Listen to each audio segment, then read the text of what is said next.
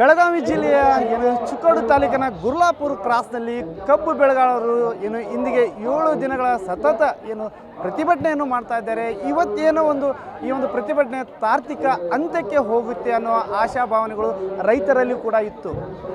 ಇಂದು ಸರ್ಕಾರದ ಭಾಗವಾಗಿ ಕಾನೂನು ಸಚಿವರಾದಂಥ ಎಚ್.ಕೆ. ಪಾಟೀಲ್ ಅವರು ರೈತರ ಜೊತೆ ಸಂಧಾನಕ್ಕೆ ಬಂದಿದ್ದರು. ಆದರೆ ಪ್ರತಿಭಟನಾ ನಿರತ ರೈತರೇನಿದ್ರು ಅವರು ನಮ್ಮ ಕಬ್ಬು ಬೆಳೆಗೆ 3,500 ರೂಪಾಯಿ ನಿಗದಿ ಮಾಡಲೇಬೇಕು, ಇಲ್ಲಾಂದರೆ ನಾವು ಇದು ಯಾವುದಕ್ಕೂ ನಾವು ಬಗ್ಗುವುದಿಲ್ಲ, ಹಾಗೂ ನಾವು ಬೆಂಗಳೂರಿಗೆ ನಿಯೋಗ ಕೂಡ ನಾವು ಬರುವುದಿಲ್ಲ, ಇಲ್ಲಿಯೇ ನಾಳೆ ಸಾಯಂಕಾಲವರೆಗೆ ಗಡುವನ್ನು ನೀಡಿದರೆ ಆ ಗಡುವಿಗೆ ಸರ್ಕಾರ ಆಗಿರ್ಬೋದು ಮತ್ತು ಕಾರ್ಖಾನೆಯ ಮಾಲೀಕರು ಸ್ಪಂದಿಸದೇ ಹೋದರೆ ನಾವು 7ನೇ ತಾರೀಕಿಗೆ ಹೆದ್ದಾರಿಯನ್ನು ಕೂಡ ನಾವು ಬಂದ್ ಮಾಡ್ತೇವೆ ಅಂತ ಹೇಳ್ತಾ ಇದ್ದಾರೆ. ಹಾಗಾದರೆ ಈ ರಾತ್ರಿ ಕಾನೂನು ಸಚಿವರು ಬಂದು ಹೋದ ನಂತರ ರೈತರು ಏನೆಲ್ಲ ಹೇಳ್ತಾರೆ ಅನ್ನೋದನ್ನು ರೈತರ ಬಾಯಲ್ಲಿ ಕೇಳೋಣ ಬನ್ನಿ.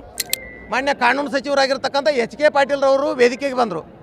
ವೇದಿಕೆಗೆ ಬಂದಾಗ ಅವರು ಬರುವ ವೇಗ ನೋಡಿದರೆ ಇವತ್ತು ಮುಕ್ತಾಯ ಆಕೈತೆ ಅನ್ನುವಂಥ ಹಂತಕ್ಕೆ ರೈತ ಹೋರಾಟಗಾರರಿದ್ದರು.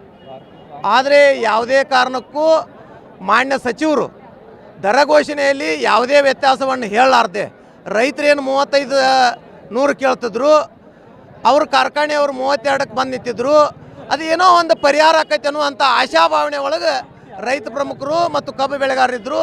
ಅದನ್ನು ಹುಸಿಗೊಳಿಸುವಂಥ ಕಾರ್ಯಕ್ರಮವನ್ನು ಮಾನ್ಯ ಸಚಿವರು ಮಾಡಿದರು. ಅದನ್ನು ಬೇರೆಡೆ ತಿಳಿಸುವಂಥ ಕೆಲಸ ಮಾಡಿದರು. ಅದಕ್ಕೆ ಮಾನ್ಯ ರೈತರು ಒಪ್ಪಲಿಲ್ಲ. ಹಾಗಾಗಿ ಸಚಿವರ ಗಾಡಿ ಕೂಡ ಅಡ್ಡು ಬಿದ್ದು ಹೋರಾಟದ ಪ್ರಮುಖರು ಅದಕ್ಕೆ ಅಡ್ಡಿ ವ್ಯಕ್ತಪಡಿಸಿದರು. ಅದಕ್ಕೆ ಮಾನ್ಯ ಸಚಿವರು ಈಗೂ ಏನು ತಪ್ಪಾಗಿಲ್ಲ.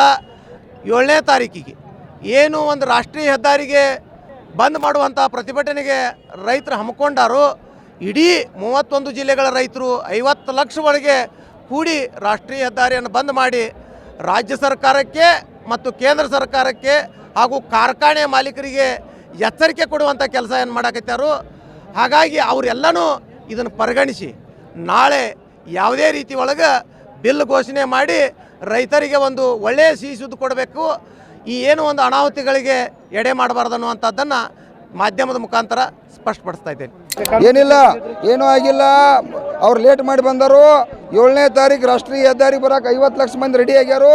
ರಾಜ್ಯದ ಮುಖ್ಯಮಂತ್ರಿ ಅವರ ಕಾರ್ಖಾನೆಯವ್ರು 3,200 ಬಂದರು. ನಾವು 3,400 ಬೇಕಂತ ಕೂತು ತಾವ 1 ಟನ್ ಕಬ್ಬಿಗೆ 5,000 ರೂಪಾಯಿ ಸರ್ಕಾರಕ್ಕೆ ತೆರಿಗೆ ಹೋಗ್ತೈತಿ. ಅದ್ರೊಳಗಿನ 1,000 ರೂಪಾಯಿ ಕೊಟ್ಟು ಕಬ್ಬು ಬೆಳೆಗಾರ ವ್ಯವಹಾರ ಬಗೆಹರಿಸ್ರಿ. ಕಾರ್ಖಾನೆಯವ್ರು ಕೊಡಿದ್ರೆ ನನ್ನ ರೈತ ದೇವತೆಗಳು ಅವ್ರು ನೋಡ್ಕೊಳಕ್ಕೆ ರೆಡಿ ಆಗ್ಯಾರ. ಯಾರೇನು ಮಾಡಕ್ಕೆ ಬರೋದಿಲ್ಲ. ರೈತ ದೇವರುಗಳು ಮನಸ್ಸು ಮಾಡ್ತಾರೋ ಅವ್ರಿಗೆ ರಾಜಕಾರಣ ಭವಿಷ್ಯ. ಇವತ್ತು ಕಬ್ಬು ಬೆಳೆಗಾರರ ಮೇಲೆ ಉತ್ತರ ಕರ್ನಾಟಕದಾಗ ಐತೆ ಅನ್ನೋದು ಅವ್ರಿಗೆ ಗೊತ್ತೈತೆ. ಅವ್ರು ಬೇಕಂದ್ರೆ 200 ಕೊಟ್ಟು ನಮ್ಮನ್ನು ಉಳಿಸ್ತಾರೆ. ಬೇಡಪ್ಪ ಅಂದ್ರೆ 3,200 ರೂಪಾಯಿ ಕೊಟ್ಟು ಚಾಲೂ ಮಾಡೋಕ್ಕೆ ಇವತ್ತಲ್ಲ, ನಾವು 7-8 ರಾಜ್ಯದ ಹೆದ್ದಾರಿ ಬಂದ್ ಮಾಡಿ ಮೇಲೆ ಅವತ್ತು ತೀರ್ಮಾನ ಮಾಡಿ ಅವ್ರು ಅವಕಾಶ ಕೊಡ್ತು. ನಮ್ಮ ಸಚಿವರು ಬಂದಿದ್ದು ಮೊದಲು ಖುಷಿ ಒಳಗಿದ್ದೀವ್ರಿ ನಾವು. ಆಮೇಲೆ ಅವ್ರು ಬಂದ ಮೇಲೆ 2 ದಿನ ಅವಕಾಶ ತೊಗೊಂಡ್ರೆ ನಮ್ಗೆ ಸರಿ ಅನ್ನಿಸ್ಲಿಲ್ಲ.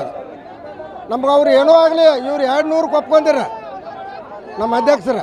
200 ಅಂದ್ರೆ 400 ಹ್ಞೂ ಅಂದಿರ. 3,400 ಇವ್ರು 3,300 ಅಂದ್ರೆ ಹ್ಞೂ ಹತ್ತಿದ್ದು ನಾವು. ಇವ್ರು ಏನು ಅಂದ್ರೆ 2 ದಿನ ಚರ್ಚೆ ಅಂದ್ರೆ ಅದೇ ನಮಗೆ ಸಂಬಂಧ ಇಲ್ಲ. ಅದು ಯಾವಾಗ ಹೋಯ್ತ್ರಿ. ಈಗ ಇಲ್ಲಿ ಜನನ ಕೂಡೈತ್ರಿ. ಇಡೀ ಜಾತ್ರೆನೇ ಕೂಡೈತ್ರಿ. ರೈತರ ಜಾತ್ರೆ ಆಗೈತ್ರಿ ಅದು. ಈ ಜಾತ್ರೆ ಒಳಗೆ 2-3 ಮಂದಿಗೆ ಸಂಬಂಧ ಇಲ್ಲ ರೀ. ಜಾತ್ರೆಯಾಗ ನಮ್ಮಲ್ಲಿ ಬಂದು ಸಾರಬೇಕು. ಎಷ್ಟು ಕೊಡ್ತಾನೋ ಏನು ಮಾಡ್ತಾನೋ ಅನ್ನೋದು ಇಲ್ಲೇ ಬರಿಬೇಕ್ರಿ, ಇಲ್ಲೇ ಬಗೆಹರಿಬೇಕು.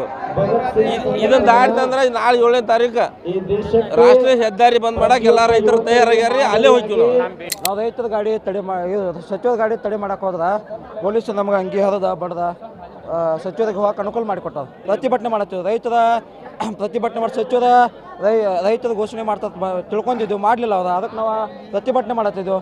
ಪೊಲೀಸರು ಬಂದು ನಮ್ಮನ್ನು ತಡೆದ ಸಚಿವರಿಗೆ ಅನುಕೂಲ ಮಾಡಿಕೊಟ್ಟ. ನಮ್ಮ ಅಂಗಿ ಹರದ ನಮ್ಮನ್ನು ಬಡ್ದ ಇದನ್ನು ಮಾಡ್ಯಾರ. ಬೆಳಗಾವಿ ಜಿಲ್ಲೆಯಾದ್ಯಂತ ಇವತ್ತು ಪಕ್ಷಾತೀತವಾಗಿ ಜಾತ್ಯತೀತವಾಗಿ ಈ ಪ್ರತಿಭಟನೆ ಬೆಂಬಲಿಸಕ್ಕೆ ಬಂದಿದ್ದೀವಿ. ಸರ್ಕಾರದಿಂದ ಏನೋ ನಿಯೋಗವನ್ನು ಕಳಿಸಿದ್ರು ಸನ್ಮಾನ್ಯ ಶ್ರೀ ಎಚ್.ಕೆ. ಪಾಟೀಲ್ ಅವರು ಕಾನೂನು ಸಚಿವರನ್ನು. ಅವ್ರು ಯಾವುದೇ ತಾರ್ಕಿಕ ಅಂತ್ಯವನ್ನು ಹಾಡದೆ ಈ ಪ್ರತಿಭಟನೆಗೆ ಅವರು ಗೊಂದಲದ ಗೂಡು ಮಾಡಿ ಇವತ್ತು ಇಲ್ಲಿಂದ ತೆರಳುವಂಥ ಏನು ಕೆಲಸ ಮಾಡಿದರು. ಇವತ್ತು ನಮ್ಮ ಎಲ್ಲ ಮಿತ್ರರು ಅವರ ಗಾಡಿಯನ್ನು ಅವರ ವಾಹನವನ್ನು ಅಡ್ಡ ಹಾಕಿ ಇವತ್ತು ಅವರನ್ನು ಪ್ರತಿಭಟಿಸುವಂಥ ಪ್ರಯತ್ನ ಮಾಡಿದರು.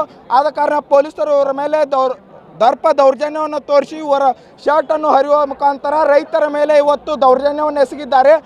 ಆದ ಕಾರಣ ಇದು ಇವತ್ತಿಗೆ ಇಲ್ಲೇ ತಾರ್ಕಿಕ ಅಂತ್ಯ ಕಾಣುವಂಥ ಯಾವುದೇ ಲಕ್ಷಣ ರೈತರಲ್ಲಿ ಕಾಣುತ್ತಿಲ್ಲ.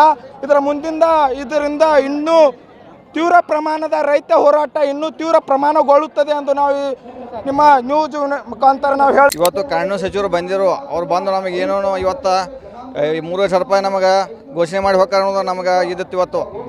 ಆದರೆ ಅವರು ಬಂದ ಭಾಷಣ ಮಾಡಿ ಹೋದ್ರೆ ಇವತ್ತು ಅವ್ರ ಭಾಷಣದಾಗ ಏನು ಇವತ್ತು ರೈತರಿಗೆ ಯಾವುದೂ ಹೆಲ್ಪ್ ಆಗುವಂಥ ಯಾವುದೂ ವಿಶೇಷತೆ ಇದ್ರಕ್ಕಿಲ್ಲ.